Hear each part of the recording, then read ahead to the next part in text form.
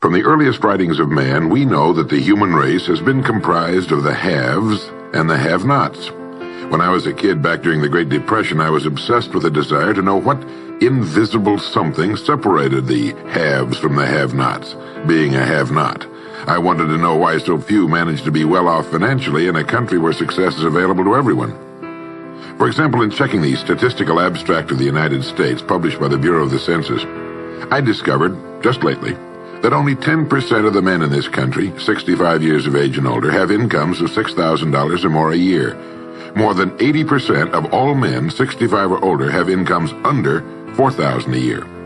Only 7.6% have incomes between $7,000 and $10,000 a year, and only 3.7% have incomes of $10,000 a year or more.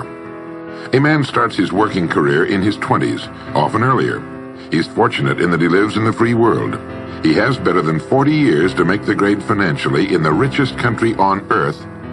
Yet, according to the statistics, only about 10 out of 100 will be financially secure by the time 65 rolls around, and only about 4 men out of 100 will be financially comfortable. Now, why? Well, let me tell you how to find out for yourself. Conduct your own survey. Start down the street in your neighborhood on any Saturday or Sunday and ask the man of every house 2 questions. The first question is, what are you doing at the present time to increase your income now? That is, how much do you want to earn? And when you've evaluated the blank stare you get in response to that question, ask question number 2, which goes, how much money are you planning to be worth at age 65? Now, when the silence becomes too unnerving, thank him and move on to the next house. Ask 50 men, 100, 1,000, until you're completely convinced that the reason men don't make more money during their working lives, and the reason men aren't financially independent by the time they're 65, is simply that they seldom, if ever, do any constructive thinking on either subject. It's that simple, unfortunately. The reason it's so easy to earn far more money than the average man earns in this country is that so very few are going about it the right way. This is a race without enough contestants to bother about. The few who are really in the race can all be winners. Some will finish ahead of the others, but even the man who finishes last in this race will be financially secure. Most people, more than 90%, aren't even in the race. To prove it, ask yourself the 2 survey questions. Up until the time you started listening to this message, what were your plans for increasing your income? How much do you want to earn? And how much money had you decided to be worth by the time you're 65? You see, people who earn large incomes aren't lucky, and they're not crooks as those without money are so fond of pretending, nor are they endowed with more brains or talent necessarily than their friends and neighbors, nor are they privy to occult secrets, and only a very few were lucky enough to have had rich fathers or grandfathers. Most of the people earning the big incomes today started the same way you and I did, and most other people. The only difference between the men who earn big incomes and those who earn small incomes is that those earning big incomes decided to earn more. They're the people who made it their business to earn more. You see, a woman who does not think about baking an apple pie for dinner tonight will never think of looking up the recipe for apple pie. Without the decision for pie, there's no motivation for checking out the recipe. A man who does not think about driving his car to St. Louis, Missouri or Nacogdoches, Texas will never get road maps which show how to get to St. Louis or Nacogdoches. And a man who never decides to earn more money will never think of learning how, of looking up the rules for earning more money. You see, people do what they make up their minds to do. So get rid of the ancient superstition once and for all that people who earn big money are special people, or lucky, or get the breaks, or had money to begin with, or knew someone, or are smarter, or anything else. These are alibis. They can all be disproved 1,000 times. The reason there are so many of these alibis around is that men who fail to make the grade financially are seldom honest enough to just admit that they really didn't try and keep trying. So in order to justify their failure, in order to remain seated, they dream up and pass along these old alibis. We're all self-made, but only the successful will admit it. I once had occasion to visit Charleston, South Carolina. I'd never been there before, so I hired a taxi to drive me around the historic old town. I particularly wanted to see the battery where that famous shot was fired on Fort Sumter. Along this beautiful drive, some of Charleston's oldest and finest homes look out over the bay. I commented to my cab driver on what lovely homes they were, and he said, yes, some of those homes have 40 rooms. And then he thought a moment and he said, and every one of them is owned by a crook. This is how the have-nots justify themselves and their lot in life. I didn't say anything because I didn't feel I was entitled to advise him or try to straighten out his thinking. This is a free country where as long as he doesn't hurt others, everyone has the unalienable right to be just as wrong as he wants to be. As Thomas R. Lounsbury, the American scholar and educator, put it, we must view with profound respect the infinite capacity of the human mind to resist the inroads of useful knowledge. My taxi driver and men and women like him all over the world have been kidding themselves and holding themselves down and refusing the bounty and abundance of the world for centuries. Knowledge is available to everyone. We can either listen to those qualified to teach us, or we can go along with those ancient stumbling blocks we get from people who don't know any more than we do. The truth, incidentally, about those homes along that beautiful drive is that they were built by the men and women who made the largest contribution to the city of Charleston. In just a moment, I'm going to give you the formula for getting rich, but before I do, I want to remind you of something. Before a jet pilot begins his takeoff from an airport, he carefully goes over a checklist, item by item. He does this not only because it's required by law, but because he cannot afford to trust so important a job to his memory alone. He has another checklist that he goes over just as carefully before he begins his letdown at his destination. He does this without fail every time he takes off and every time he lands. Well, I think living successfully is as important as flying an airplane. And because of this, I think each of us needs a checklist too. And that's why there's one included with this cassette. We need a checklist to go over item by item before we take off in the morning and before we drop off to sleep every night. So I want to recommend that you affix the checklist to your bathroom mirror. Stare at it as you brush your teeth in the morning and stare at it again as you prepare for bed at night. Go over each item, and as you do, think of what each item represents. Now here's number one. It's the formula for getting rich. It also explains why you're in your present position, whether you're earning $6,000 a year or $16,000 or $60,000 or $600,000. It applies to every adult, whether he's employed or unemployed. It applies to the richest man and to the poorest, and every person in between. And here it is. Our rewards in life will always be in exact proportion to our contribution, our service. Now that's what the formula means as the first item on your checklist. Memorize it. Our rewards in life will always be in exact proportion to our contribution, our service. Listen to it, think about it until you know it emotionally as well as intellectually. It might give you some slight feeling of superiority to realize that there's probably not another man within a mile of where you live who knows it. You can add it as a question on your survey if you want proof of that. If you want it in another form, here it is as it applies to a man's job. It's the same thing really, the same thing applies, but you can express it differently. The money you're paid by the company you work for will always be in direct ratio to the need for what you do, your ability to do it, and the degree of difficulty involved in replacing you. Maybe you want to write the formula down in both of its forms and think about it until it's as much a part of you as your name. The reason it isn't spelled out on your checklist is because you might not want everyone to know what you're up to. The checklist is valuable only to a person who knows what the words really indicate. All right, you've got the formula.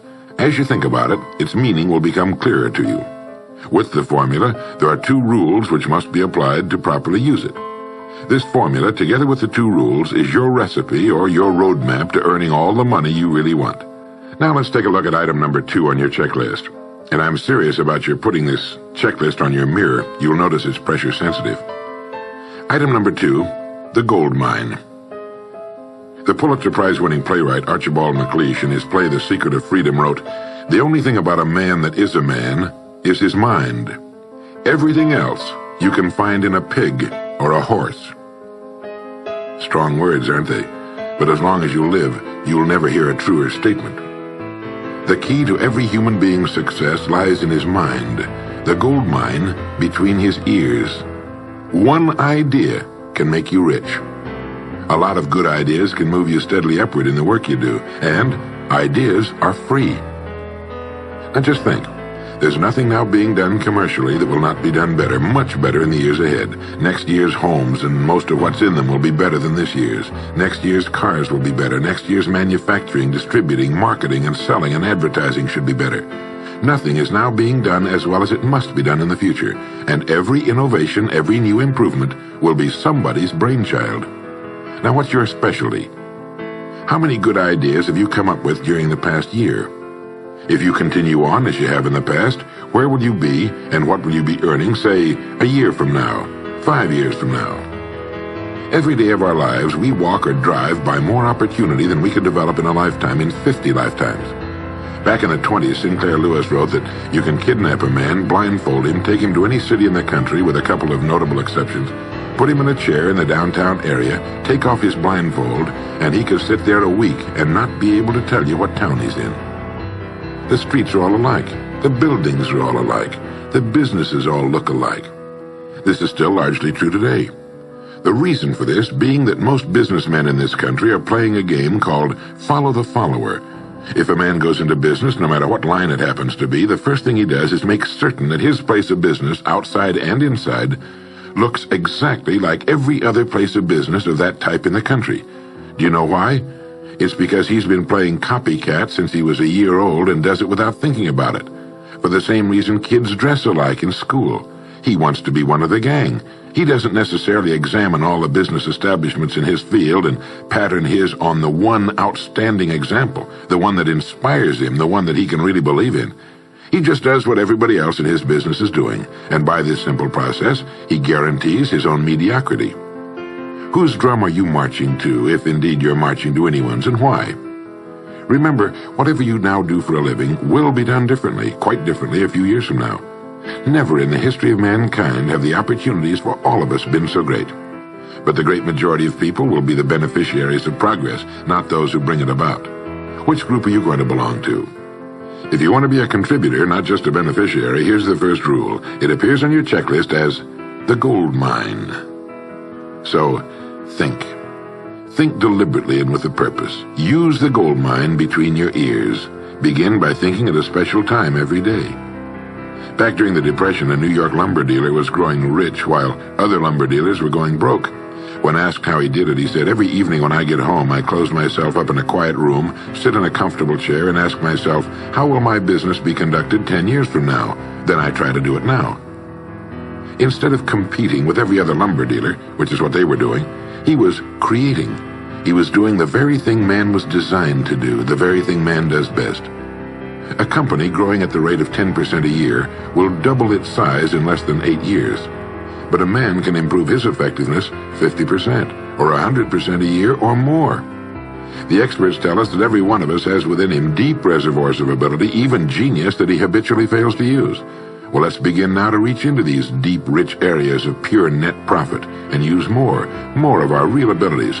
Let's think. Here's the best way I've found to make yourself think. Start getting up a little earlier than you're accustomed to. Right off the bat, this gives you extra time that 95% of the men in this country are not using at all. 1 hour earlier a day gives you 6.5 extra 40-hour weeks a year. But at this time in the morning, take a refreshing shower, dress, get yourself a fresh, hot cup of coffee if you're a coffee man, and then sit down to a clean sheet of paper. At the top of the paper, write your financial goal. Now, this is the amount of money per year you intend to earn soon. Incidentally, you might like to keep this to yourself, too. It's nobody's business but yours. Then, start to think. Think about your goal and what it'll mean to you and your family. Then see how many ideas you can come up with to help you reach that goal. Ideas to improve what you now do for a living. Ways of increasing your contribution to match your income goal. You know, jobs don't have futures. People do. No matter what line of work you may be in, there is within it more than enough opportunity to last a lifetime. You don't have to think of brand new ideas or revolutionary new ways of doing things, although you well might come up with some. Think of ways of improving what is now being done. If you are to increase your income by the amount you've specified, you must find ways of increasing your contribution, your service. And the key to this is to be found in your mind, in that gold mine between your ears. Try for 5 ideas every morning and write them down, and save those sheets of paper in a special idea file. Many, perhaps most of your ideas will be worthless, but some of them will be very good. A few will be excellent, and every once in a while you will come up with something really outstanding. You see, 5 ideas a day is 25 a week if you don't think on weekends. Now that's more than 1,000 ideas a year. One idea can get you to that income you're shooting for. The law of averages swings so far in your favor you just can't miss. Try to develop a sense of expectancy. That is, try to hold the feeling that the goal you're shooting for is a sure thing, and that it's only a matter of time before it's realized. You know, Henry Ford didn't start making cars until he was 45. A friend of mine started a new company at 65. He's still going strong, and his new company has sales of better than $300 million a year. It's almost never too late. Try not to think of things outside of your own line of work or whatever it is you're most interested in. To think well and profitably, you must discipline your thinking. Keep it on course, controlled, keep it in one field, specialize. Now for the final item on your checklist. It appears as the word. And the word is attitude. Attitude has been called the most important word in the language. William James put it this way. He said, "The greatest discovery of my generation is that human beings can alter their lives by altering their attitudes of mind." Now this is something to think about. Can alter their lives by altering their attitudes of mind. It's another way of saying we become what we think about. Look at it this way. Your total environment, if you've been an adult for any appreciable period of time, your total environment is a reflection of you as a person. The house and the neighborhood in which you live, the car you drive, the clothes you wear, the job you do, the people with whom you regularly associate. Your total environment is an exact and merciless mirror of you as a human being. Now, if you feel your environment can stand some improvement, you have only to improve your attitude, and your world will gradually change to reflect the changing person. Here's how to change your attitude. Beginning now, begin to act as would the person you most want to become. Now that is, if you were already in possession of the goal you're shooting for, how would you conduct yourself in all of your affairs? Well, do it now, and tomorrow, and the next day. Begin now to act the part of the person you most want to become, and you'll end by becoming that person. Subtly, in little ways, in the way you dress, in the way you talk, in the unfailing courtesy you show to every person with whom you come in contact, begin to act the part of the person who has already achieved that which you're shooting for. The German philosopher Goethe gave us the secret when he said, before you can do something, you must first be something. When you behave like the person you most want to become, the things that person would have will tend to come to you. It's simply cause and effect. Don't be in too big a hurry. It takes longer to build a skyscraper than a chicken coop. Build slowly, steadily, and well. Then when you make it, you'll keep it. You'll stay on top. Always be suspicious of the so-called get-rich-quick scheme or sudden success. Never forget that word, attitude. It's your attitude toward the people with whom you come in contact that will determine their attitudes toward you. The person with a great attitude toward life and the world is the person other people call lucky. He's not lucky. He's just using our old friend cause and effect. His causes are excellent, and his effects have to be just as good. Well, that's it. 3 things to remember. 3 things to practice every day. If you spent 16 hours a day, 7 days a week practicing your golf swing, in a relatively short time you'd have a grooved, beautiful swing like the pros. So practice your new attitude every day, every waking hour. Practice thinking a few minutes every morning, and you'll find yourself thinking all day long. And remember the formula. Our rewards in life will always be in exact proportion to our contribution, our service. Go over the ideas in this message every day until they're as much a part of you as your name and your temporary address. You'll notice that each time you listen, you'll hear something new. You'll get a new idea you failed to get before. This is Earl Nightingale, and thank you.